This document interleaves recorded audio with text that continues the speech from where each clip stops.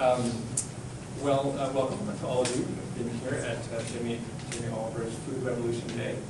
Thank you all for coming out here today, and thank you to the organizers for inviting us to be here. We're really honored and proud to be here today as part of this. As he said, my name is Cohen, and I, along with my brother Andrew Cohen, we are the founders of Mr. Dewey's Almond Milk Ice Cream. And our ice creams, as I said, are dairy-free. They're also gluten-free. They're soy-free because there's no dairy in them. They're cholesterol-free. And unlike most ice creams that are out there, we have no additives, no preservatives, no stabilizers, no emulsifiers, no gums, and we pump no air into it either. We can't actually legally call ourselves an ice cream. In order to be called an ice cream, you have to have a certain percentage of milk fat, dairy cow milk fat. And as I said, we don't have that. So we call our product Mr. Dewey's Almond Milk Frozen Desserts. That's sort of the euphemism that we use. So now you know what we don't have in our ice creams. Let me tell you what we do have. And that is really good, healthy ingredients. All of our ingredients are all natural. They're mostly organic, and we purchase them all locally. And that is our mission. Our mission really is to provide a great, rich, creamy, flavorful alternative ice cream that people can enjoy and know that it's healthy and delicious at the same time. We have 4 flavors that we're currently in the market with at this point right now. That's mocha chip, mint chip, salted pecan, and a banana walnut. And again, all these are made with fresh ingredients like fresh bananas, fresh walnuts. There's no flavoring. The pecan is made from real pecans and real almonds. Bananas are real. The chocolate is real.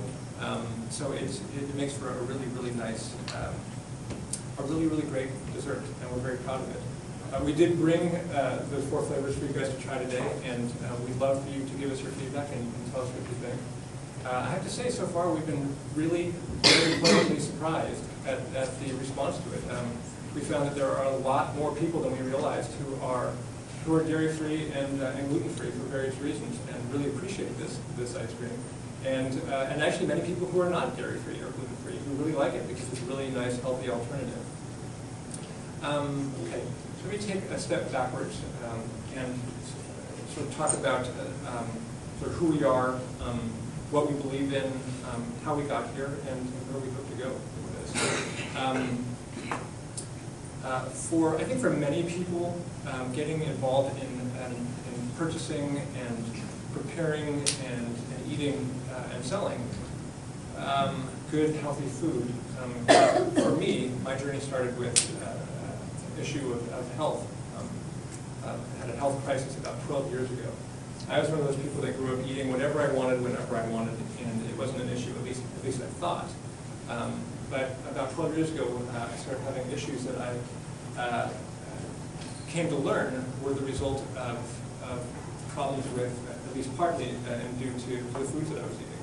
I began to see a nutritionist and came to find that I, myself, am gluten intolerant, dairy intolerant, soy intolerant, and maybe a few other things. But and also it turns out that my children and the rest of my family, Andrew also is lactose intolerant. I'm probably gluten intolerant too, though I didn't want to admit that. So I started working with a nutritionist, and that really, part of that, for me, part of the journey started with really learning how to change my eating habits and to study food and to understand that food really is a medicine and can really heal you as well. And with that, the connection to the ice cream is that I was unfortunately a big fan of cereal. I loved cereals, whole cereals and hot cereals. Once I cut gluten and dairy out of my diet, I didn't really have that many options. But I started finding other alternatives like hot cereals like amaranth and millet, and even gluten-free steel-cut oats and other cereals. And I started making a milk out of pecans and dates and water. And it was really, really good. it's almost like a creamy, milky pecan pie, if you can imagine that. It really enhanced the cereal in a really nice way. And I made it for myself, and I started making it for my kids and for my family, and they really liked it. And started making it for friends as well, and they really liked it. And people started talking about, this would be a great thing to give to other people and see what they think. So I took it upon myself to go out, and I went to some small farmers markets and sampled it and got some very good feedback on it. But what I came to find was that as a sort of a product to give to people, it really is something that they need to make themselves. It's all raw, and it doesn't have a very good shelf life. And concurrently, while this was going on, I had other people talking about, this would actually make a really good ice cream. And so I thought, that's actually a really good idea. And I like the idea because I and my kids and family couldn't eat ice cream either because of the dairy component. I thought this would be a really nice way to include that in our lives as well.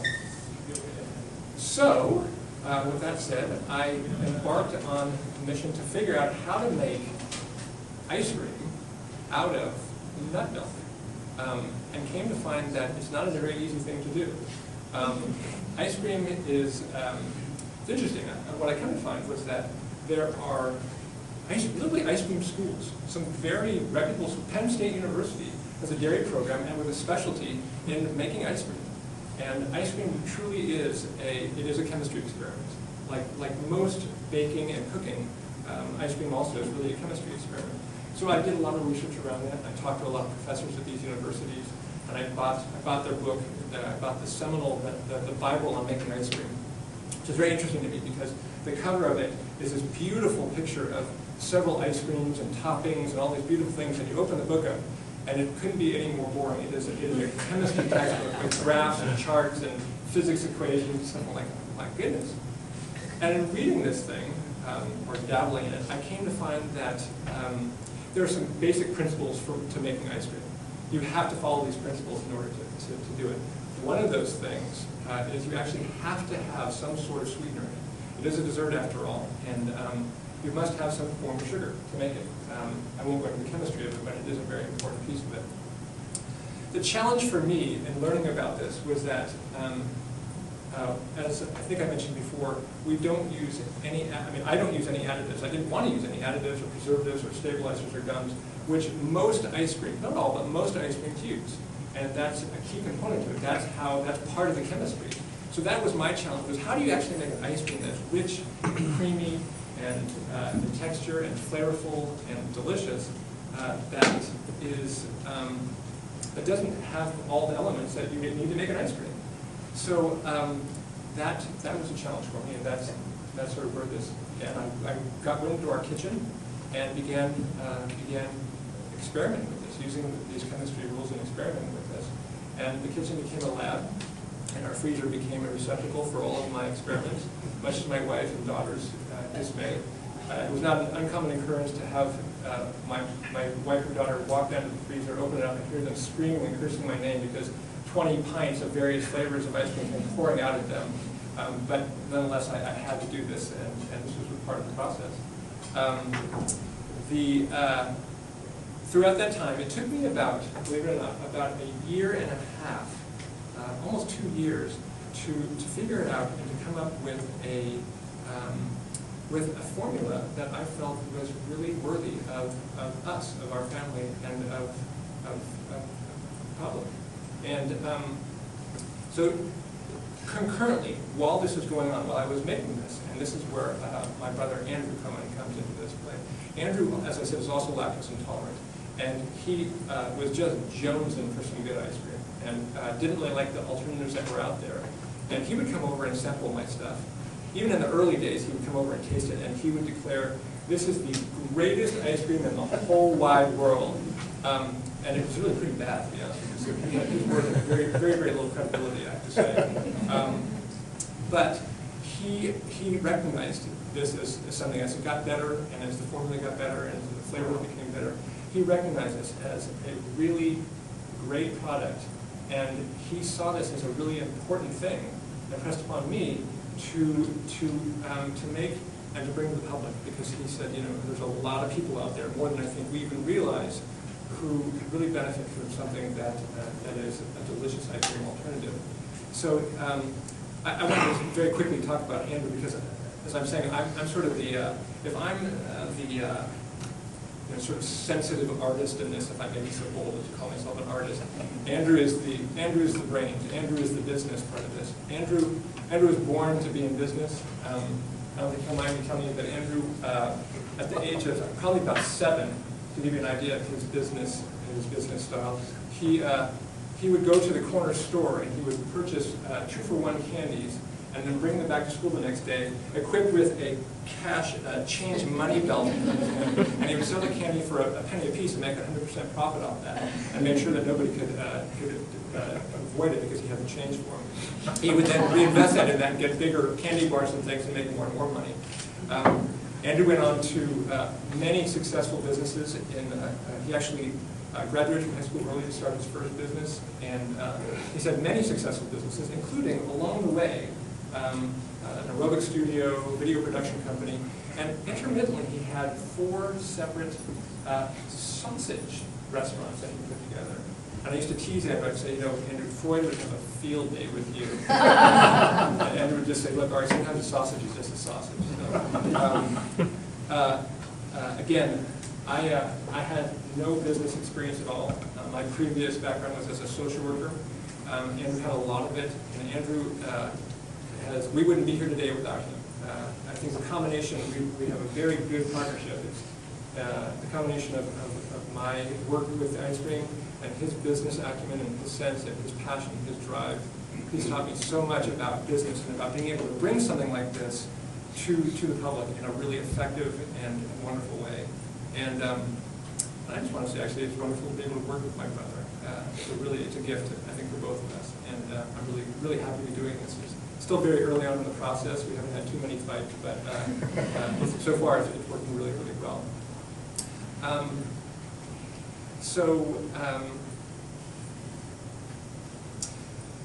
Okay, so I guess I'll bring it up to date, and that is that we've been in the stores now for about 6 months. Again, as I said, it took about a year and a half to formulate this.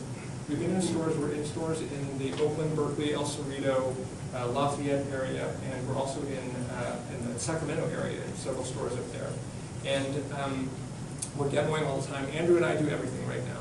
We manufacture the ice cream, we package the ice cream by hand, we deliver it, we do the accounting, we do the business, we do everything on our own. We recently just signed a contract to partner with another larger company. I don't know if you've heard of it, Premier Organics. They make a line of high-end nut butters called Artisana. They're an international company. They're wonderful. And we're really very proud to be partnering with them as well.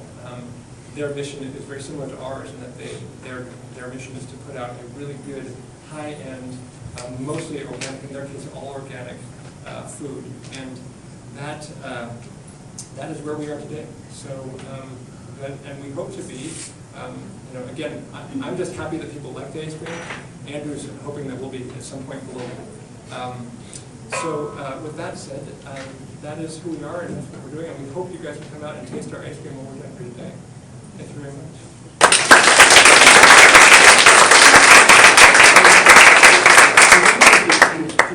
You can do like real short Q&A. Does anybody have any questions at all?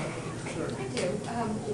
Because your ice cream is raw and made in small batches, what happens when you build the demand?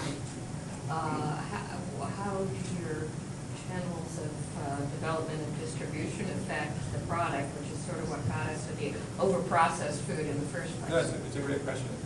And it is a complicating factor for us. I think one of the things is that the shelf life for our product is shorter than I think most ice creams. So far, what's nice about it is a frozen food, and so we keep it frozen at a very, very, very frozen state. In fact, we have on our label, it says, for best results, definitely let it sit for a few minutes to let it soften and become more creamy. But to answer your question, it's something we're just going to have to continue dealing with. We're not sure. We're still small enough. As we develop it, I think, again, the shelf life is still about 4 to 6 months. It's not like it's that short. But I think part of our marketing will be that it is a raw food in essence, and that it's not something that you're going to throw in your freezer and leave it there for 6 months and come back and eat. I don't know if that answers your question, but that's sort of it. I have one more question. Sure. How did Sacramento beat San Francisco in the marketplace? That's another very good question. I have relatives who live up there. I don't know if you're familiar with the nugget markets up there. Yeah. They're sort of a high-end market. They were very interested in it, and very early on. And we have a connection to them, and they said that they would like to do it. We are, I mean, once we hit the ground running, I mean, once we get moving, San Francisco is our next place. We have several stores that we're looking for getting. Thank you. There's another question. What do you use to sweeten it, and how does the calorie count compare to regular ice cream? That's another good question. So actually, that's part of a lot of the research that I did was on looking at sweeteners, and what we use is an organic cane juice sugar. And I looked at the agaves and various other sweeteners, and for this particular product, the organic cane juice sugar seemed to be the best one I could find, and the one that I wanted to use. In terms of calories, it's interesting. What's nice about our ice cream is that there's no cholesterol. There's 1 or 2 grams of saturated fat in every serving because the fat is from nuts. So it's all really very good fat. It's heart healthy fat in essence. The calories though are similar because you do have carbs and you do have sugar in here. It is a dessert, and we don't deny that. It's not like this is the most healthy thing in the world. I had somebody come up to me recently and say, "Oh, this is great. It doesn't have dairy. This is wonderful. My brother has stage 4 cancer. He can eat this." And I said, "You know what? No, he should not eat this because it does have sugar in it, and sugar is an inflammatory." So we recognize it is a dessert. It does have sugar, but a lot of the calories and a lot of the fat are very good. So, Okay, last question. A question about colors. Do you add something to make a color of ice cream attractive, or you keep it natural? Well, you'll notice if you go out there and try it, many people the container for our mint chip has a nice green hue. However, our mint chip doesn't have any coloring in it, so it's a white mint chip. So we don't put any color into it at all. You'll see. Thank you. And you will be around, like, it will be Yeah.